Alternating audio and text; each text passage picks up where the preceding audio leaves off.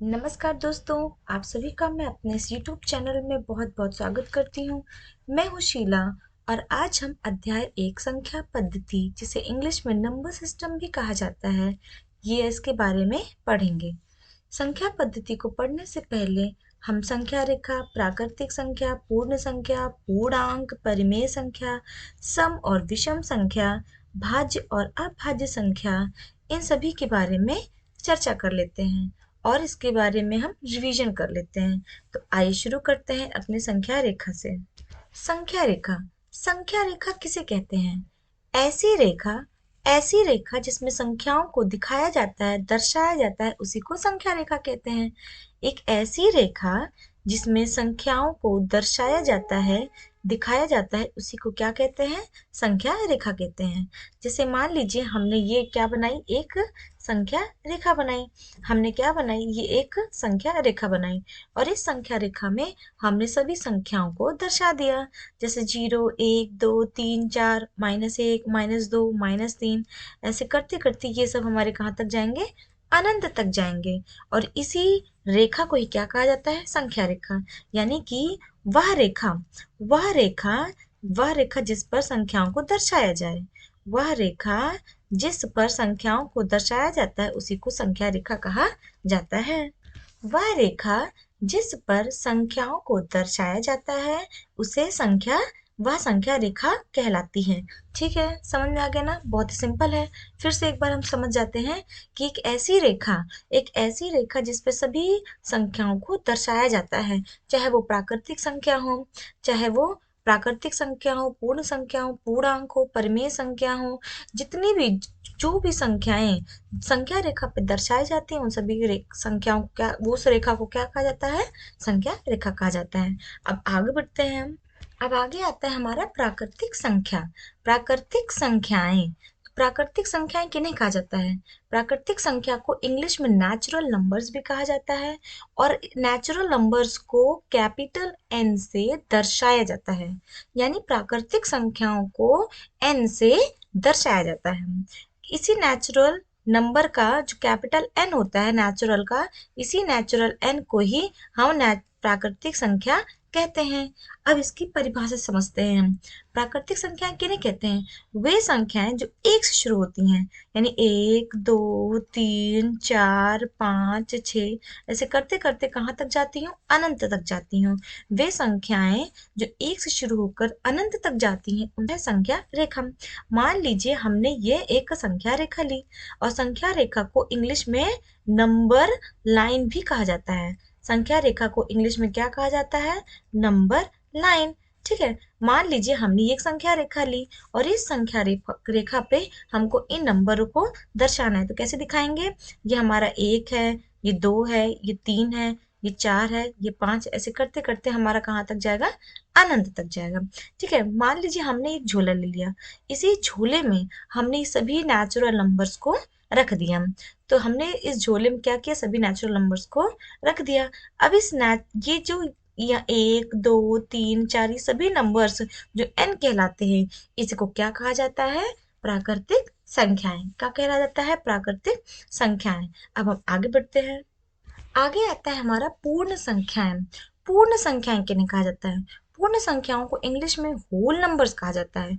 पूर्ण संख्याओं को इंग्लिश में क्या कहा जाता है? Whole numbers. और इसे कैपिटल डब्ल्यू से दर्शाया जाता है। कैपिटल डब्ल्यू से दर्शाया जाता है। होल का होल का जो ये हमारा कैपिटल डब्ल्यू होता है, इसी को ही पूर्ण संख्याओं से दर्शाया जाता है। अब इसकी परिभाषा हम समझते हैं।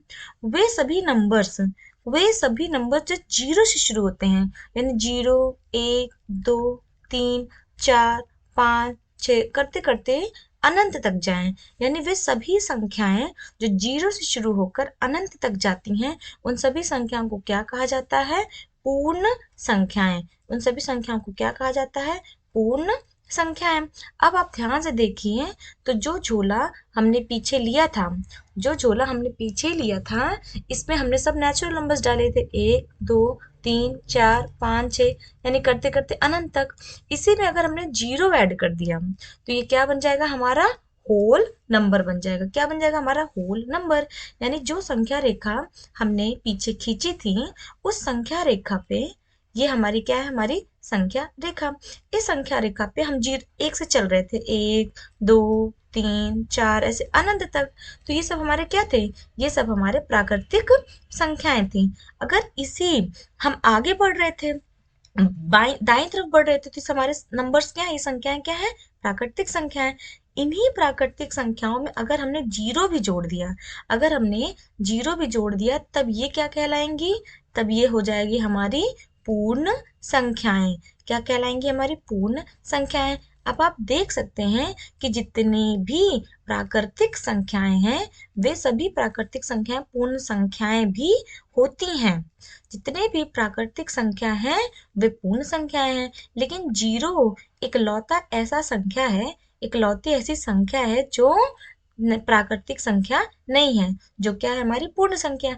एक हमारी प्राकृतिक संख्या भी है और एक हमारी पूर्ण संख्या भी है। दो हमारी प्राकृतिक संख्या भी है, दो हमारी पूर्ण संख्या भी है। लेकिन जो जीरो है वो सिर्फ हमारी पूर्ण संख्या है।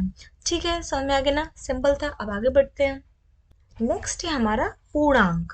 क्या है हमारा? पूर्णांक। पूर्णांक किन्हें कहा जाता है? पूर्णांक को इंग्लिश में इंटीजर्स भी कहा जाता है। क्या कहा जाता है? इंटीजर्स। और पूर्णांक को जेड से दिखाया जाता है। किसे दिखाया जाता है? जेड से।